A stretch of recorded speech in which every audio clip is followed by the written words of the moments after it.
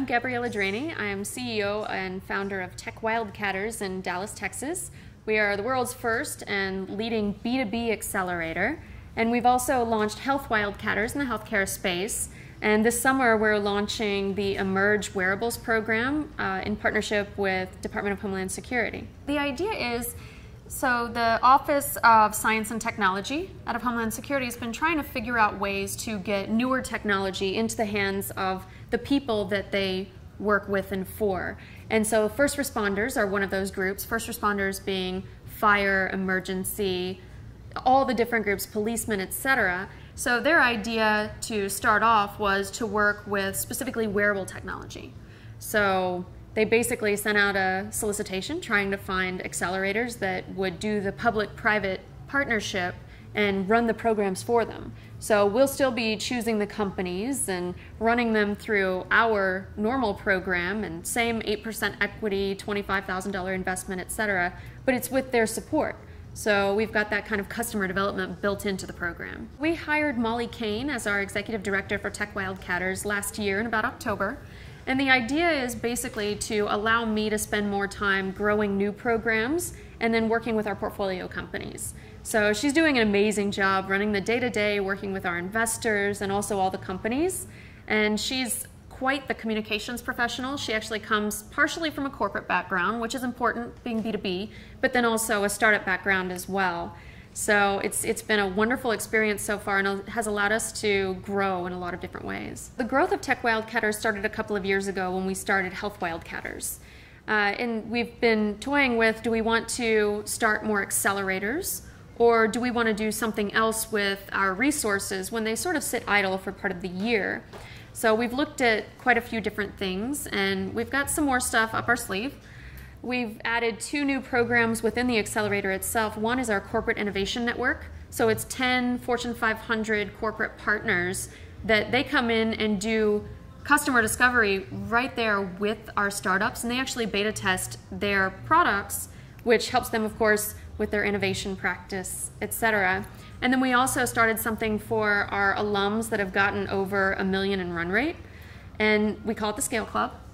So the idea is to give them a little bit more of a forum experience, because once you hit that level and you're more of a company than you are a startup, your needs change. And so we saw that many of them were reaching out and finding executive coaches, and they were looking for a different form of support. So we decided to start that club specifically for them so they can, sit with their peers. At that point, your peer group is changing. So we've been able to do that as well. So again, that focus on the portfolio companies, a lot heavier. The Corporate Innovation Program, it really came about because we've been doing this informally since we started in 2009. It was always about linking businesses to startups. And I guess specifically we had one of our new corporate partners come in and say, well, these are the problems that I'm having. And so we started turning it into our customer discovery of the corporations that we already worked with, and said, well, what can we do to better serve them to where it better serves our portfolio in general?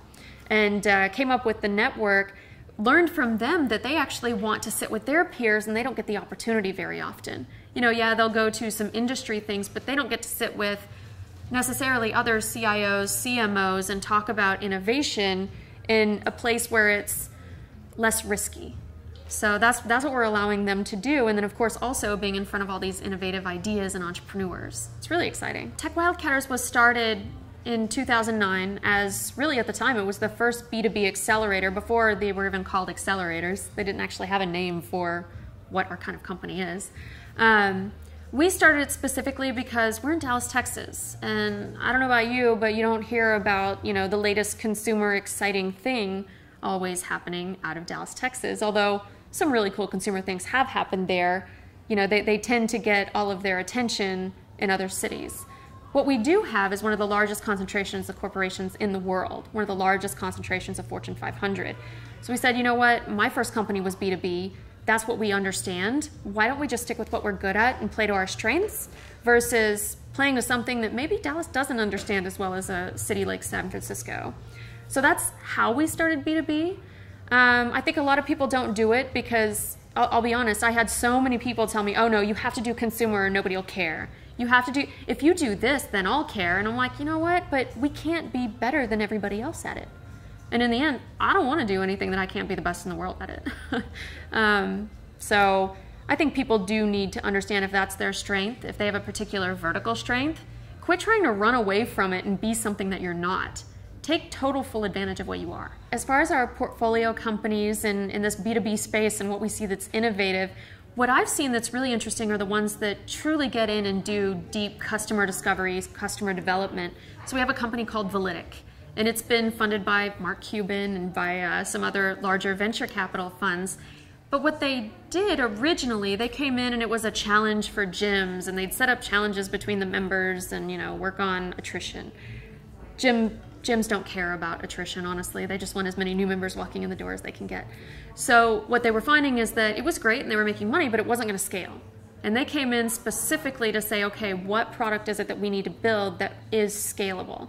And so they did want to go after corporate wellness and insurance companies and say, well, how can we, you know, help people become healthier, but then also work with the companies that they spend so much time at?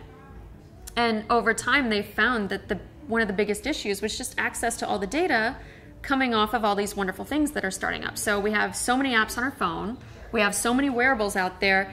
The companies and the insurance companies don't need to go start another data gathering thing. They just need to take advantage of the data that's out there. And so they basically take, I think it's about 150 different devices and applications, and they pull out that data together for these programs, for these large corporate wellness programs, etc.